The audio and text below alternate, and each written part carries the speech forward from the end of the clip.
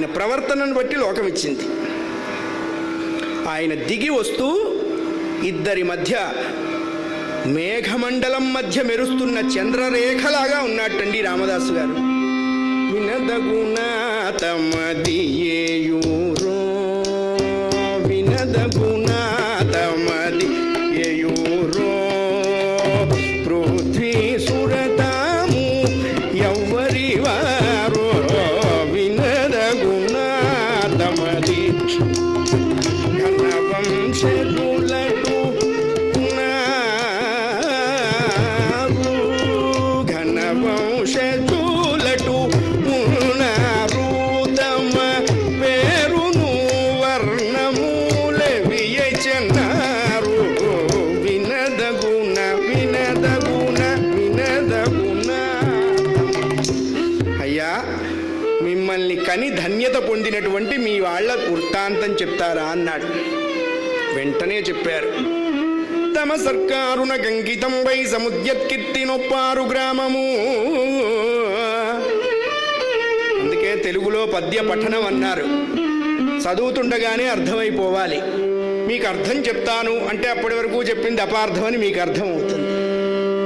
తమ సర్కారున కంకితం వై సముద్యత్కీర్తినొప్పారు గ్రామము.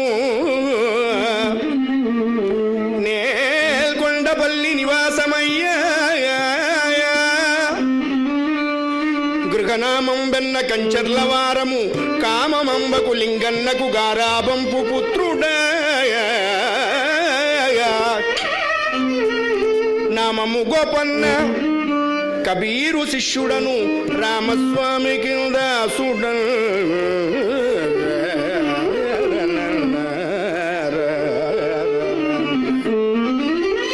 నేలకొండపల్లి వాసిని కామాంబాలింగన పుత్రుడను గోపన్న నామధేయుడను కబీరుకి శిష్యుణ్ణి రాముడికి దాసుణ్ణి. అంతే. పనేం చేస్తారు అన్నారు. ఇచ్చే డిపార్ట్మెంట్ ఏది లేక తిరుగుతున్నాను అన్నాడు ఆయన. అప్పట్లో పనికి ఆహార పథకం లేదు కాబట్టి ఈ పూట ఇటు పోయటం రేపు అటు పోయటం, ఈ పూట డబ్బు ఆ పూట డబ్బు. ఏం జరిగిందిరా అది మీరు అడగకూడదు. ఇచ్చే డిపార్ట్మెంట్ లేక తిరుగుతున్నాను అన్నాడు. అసలు ఏం చేస్తావు అన్నాడు. ఆయనకు అనుమానం వచ్చింది, ఇట్లాంటి వాళ్ళు కూడా ఉంటారా అని. పనికేమున్నది అది ఆయనకి మాత్రమే తెలిసిన పని, మిగతా వాళ్ళకి తెలియని పని. పని రాగాలకు రాజు కాంభోజీ, రాజులకు రాజు శ్రీరాముడు. పనికేమున్నది రామచంద్రు కరుణ ప్రాప్త్యర్థమాసించుటే పని. రామచంద్రు కరుణ